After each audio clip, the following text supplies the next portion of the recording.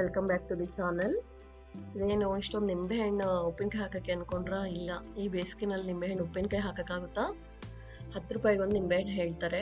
ನಾನು ಮಾರ್ಕೆಟಿಂದ ತುಂಬ ಕಡಿಮೆ ಬೆಲೆಗೆ ನಿಂಬೆಹಣ್ಣು ತಂದಿರೋದ್ರಿಂದ ಈಗ ಬೇಸಿಗೆನಲ್ಲಿ ಜ್ಯೂಸ್ ಮಾಡಲಿಕ್ಕೆ, ಚಿತ್ರಾನ್ನ ಮಾಡಲಿಕ್ಕೆ ಯೂಸ್ ಆಗುತ್ತೆ ಅಂತ ಹೇಳಿ ಆ ನಿಂಬೆಹಣ್ಣು ಹಾಗೇ ಫ್ರಿಜ್ಜಲ್ಲಿ ಇಟ್ಟರೆ ಹಾಳಾಗ್ಬಿಡುತ್ತೆ.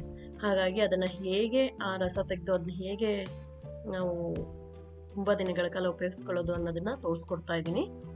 ನಾವು ನಿಂಬೆಹಣ್ಣಿನ ರಸ ತೆಗೆದು ಸೋಸ್ಕೊಂಡು, ಬೀಜ ಎಲ್ಲ ಪಲ್ಪೆಲ್ಲ ತೆಗೆದು ಸೋಸ್ಕೊಂಡು ಅದಕ್ಕೆ ರಸ ತೆಗೆದು ಉಪ್ಪು ಹಾಕಿ ಇಡೋದ್ರಿಂದ ನಾವು ತುಂಬ ದಿನಗಳವರೆಗೆ ಪ್ರಿಸರ್ವೇಟಿವ್ ಆಗಿ ಎತ್ತಿಟ್ಕೋಬಹುದು. ಸಡನ್ನಾಗಿ ಯಾರಾದರೂ ಗೆಸ್ಟ್ ಬಂದಾಗ ಇಲ್ಲ ಬೇಸಿಗೆನಲ್ಲಿ ಜ್ಯೂಸ್ ಮಾಡೋದಕ್ಕೆ ನಮಗೆ ಯೂಸ್ ಆಗುತ್ತೆ. ಉಪ್ಪು ಹಾಕೋದ್ರಿಂದ ಆ ನಿಂಬೆಹಣ್ಣು ಯಾವುದೇ ರೀತಿ ಹಾಳಾಗೋದಿಲ್ಲ. ಆ ರಸ ಉಪ್ಪಿನಕಾಯಿಗೆ ಹೇಗೆ ಉಪ್ಪು ಹಾಕಿ ಪ್ರಿಸರ್ವ್ ಆಗಿ ನಮ್ಮ ಹಿಂದಿನ ಕಾಲದಲ್ಲಿ ಹಿರಿಯರು ಹೇಗೆ ಕಾಪಾಡ್ತಾ ಇದ್ರು, ಹಾಗೇನೆ ಈ ರಸಕ್ಕೆ ನಾವು ಉಪ್ಪು ಹಾಕಿ ಮಿಕ್ಸ್ ಇಡೋದ್ರಿಂದ ತುಂಬ ದಿನಗಳವರೆಗೆ ನಾವು ಯೂಸ್ ಮಾಡ್ಬೋದು. ಚಿತ್ರಾನ್ನ, ಜ್ಯೂಸು, ಹಾಗೆ ಬೆಳಗ್ಗೆ ಎದ್ದು ಕೆಲವೊಬ್ರು ನೀರಿನ ಜೊತೆ ನಿಂಬೆಹಣ್ಣಿನ ರಸ ತಗೊಂಡು ಕುಡಿಯೋದು ಮಾಡ್ತಾರೆ.